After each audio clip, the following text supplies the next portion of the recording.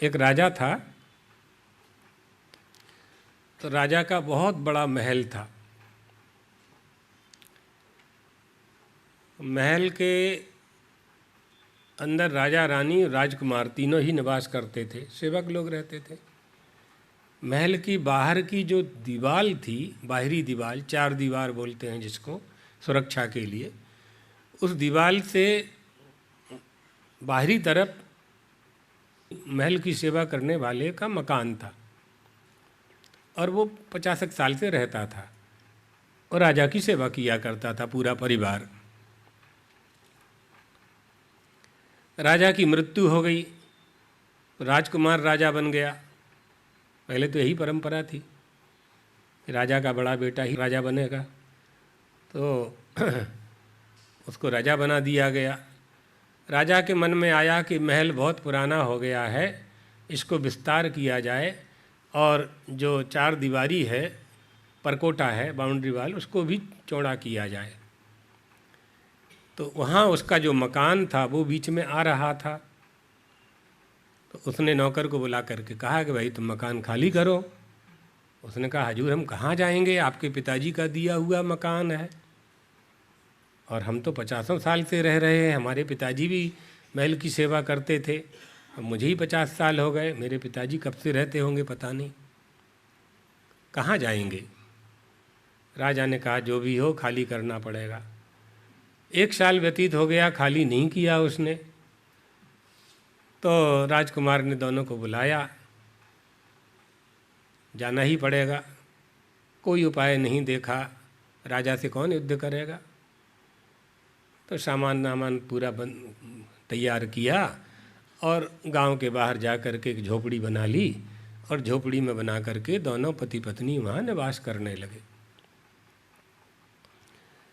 पत्नी जो थी वो समझदार थी, उसने सोचा कि नया नया राजा बना है, इसकी बुद्धि में धर्म बैठाना चाहिए।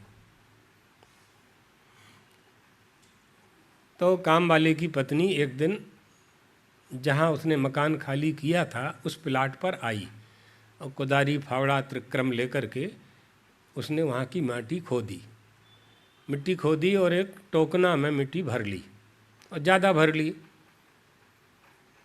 और प्रातः काल का समय था, वो जानती थी कि राजा घूमने के लिए सवेरे छड़ी लेकर के निकलते हैं, तो मुझे देख लें ऐसा समय उसने तय किया था। मिट्टी भर करके उसको उठाने की उसने कोशिश की तो वो नहीं उठी, तो चारों तरफ देखने लगी कि कोई दिख जाए, तो वहाँ कोई दिखा नहीं। इतने में राजा साहब घूमते घूमते भ्रमण करते करते वहाँ आ गए। उसने राजा को नमस्कार किया, कहा महाराज एक निवेदन था आपके चरणों में। बोले यहाँ तुम क्या कर रही हो?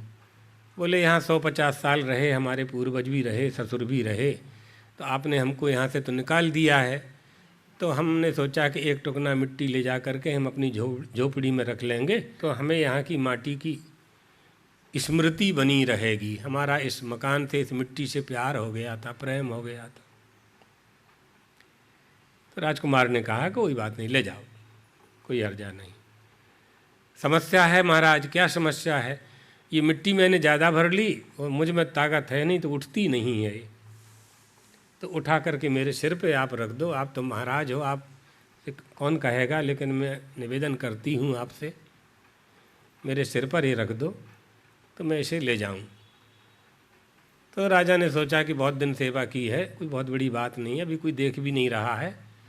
तो राजा ने उस टोकना को उठाया, 5-6 इंच तो वो उठा। और राजा लोग काम वाम तो करते नहीं, इन्हें क्या काम करवानी टेओ कोई काम करते नहीं हो। तो उठाने की कोशिश की, वो टोकना नहीं उठा तो राजा ने पटक दिया। तो काम वाली बोली महाराज जिस प्लाट में मेरा मकान था ये लगभग 10,000 फीट है, भले ही आपके पूर्वजों ने दिया, लेकिन 10,000 फुट के आसपास होगा। आप एक टोकना मिट्टी नहीं उठा पा रहे हो, एक टोकना मिट्टी नहीं उठा पा रहे हो, तो 10,000 फुट की मिट्टी ऊपर कैसे ले जाओगे मरने के समय? ये पूरी मिट्टी ऊपर कैसे ले जाओगे? कितने बड़े ज्ञान की बात कही।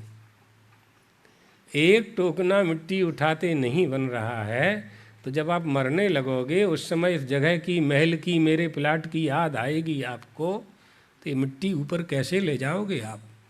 नहीं ले जा सकते। राजा को ज्ञान हो गया, समझ गया तो उलाहना दे रही है, ताना मारे छे मने। गया, चल करके काम वाले को बुला के लाया, उसकी पत्नी को बुलाया महल के अंदर, और मंत्री से कहा इसके लिए नया मकान बना करके दो। तो ज्ञान से ये अज्ञान नष्ट होता है। जब तक अज्ञान बना रहेगा, राजा को यही अज्ञान था कि सबका मालिक मैं हूँ, सबका मालिक मैं हूँ। और काम वाली ने इतना ज्ञान करा दिया कि नहीं, आप इसका उपयोग करने वाले हैं, आप मालिक नहीं हैं। मालिक होते तो ये वस्तु आपके साथ जाती। आपके साथ जाने वाली जो वस्तु है, धर्मस्तिष्ठति केवलम, आपके साथ जाने वाली जो वस्तु है वो धर्म का फल है।